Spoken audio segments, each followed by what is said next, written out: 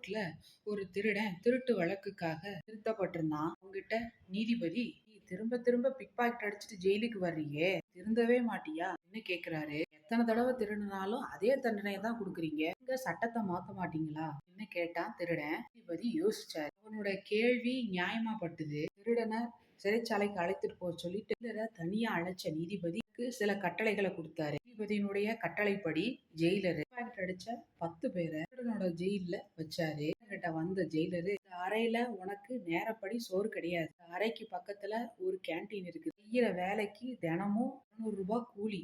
கொண்டு போய் காசை கொடுத்து சாப்பிடணும். டிஃபன் 50 ரூபாய், ஒரு சாப்பாடு 100 ரூபாய். மிச்சம் பிடிக்கிற காசு உனக்கு" அப்படின்னு சொல்றாரு. திருடன் மகிழ்ச்சியோட ஒப்புக்கிட்டான். ஜெயிலரு மத்த 10 பேரை தனியா அழைச்சாரு. திருடன் வேலை செஞ்சு கூலிய வாங்கிட்டு சாப்பிடுறதுக்கு கேண்டீன் போகும்போது, "அவங்கிட்ட இருக்கிற பணத்தை அடிக்கிறது உங்க வேலை. அவனுக்கு தெரியவே கூடாது. தினமும் இந்த வேலையை செய்யணும். யார் எப்போ எப்படி பண்றீங்கன்னு தெரியக்கூடாது. செஞ்சா உங்க யாருக்குமே சோறு கிடையாது" அப்படின்னு சொல்லிட்டாரு. இவங்களும் ஜெயிலருடைய கட்டளையை ஏத்துக்கிட்டாங்க. அதனாலே திருடன் பாக்கெட்டுல காசை விட்டுட்டான்.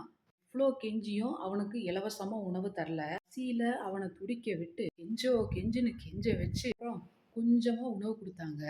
சாப்பாடு கிடைக்காம இருக்கிறத மத்த 9 பேரும் பார்த்துக்கிட்டு பரிதாபப்பட்டாலும் வேற வழி இல்ல. உன்னோட பணத்தை திருடலைன்னா இவங்க யாருக்கும் உணவு கிடையாது. 10 பேரும் பட்னியா கிடக்கிறத விட ஒருத்தன் பட்னியா கிடக்கிறது பரவாயில்ல அப்படின்னு மத்த எல்லாரும் அமைதியா இருந்துட்டாங்க.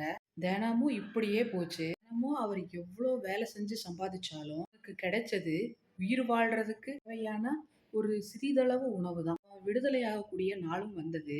நீதிபதி அன்னைக்கு இந்த திருடன் இருக்கக்கூடிய இடத்துக்கு வந்தாரு. "நீ கேள்வி கேட்டபடி சட்டத்தையோ அதிகாரத்தையோ மாற்றக்கூடிய அதிகாரம் ஜெயிலருக்கு இருக்கு. உன்னுடைய மனப்பாங்கு இப்போ எப்படி இருக்குது அப்படின்னு கேக்குறாரு. ஒரு நாள் முழுக்க கஷ்டப்பட்டு சம்பாதிச்சத ஒரு வினாடியில திருடிக்கிட்டு அது எவ்வளவு அக்கிரமம்னு இப்போ எனக்கு புரியுது. நீ திருடுறதுக்கு எனக்கு மனசே வராது. மற்ற 10 திருடர்களும் திருடன் பசியில துடிக்கிறத பார்த்தாலும் இனிமே திருட மாட்டோம் அப்படின்னு சொல்றாங்க.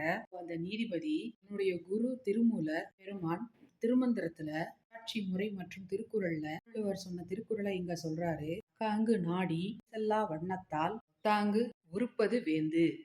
விளக்கம், ஆராய்ஞ்சு அது மீண்டும் நிகழாதவாறு தகுந்த தண்டனை வழங்குறதே அரசனுடைய கடமையாகும்.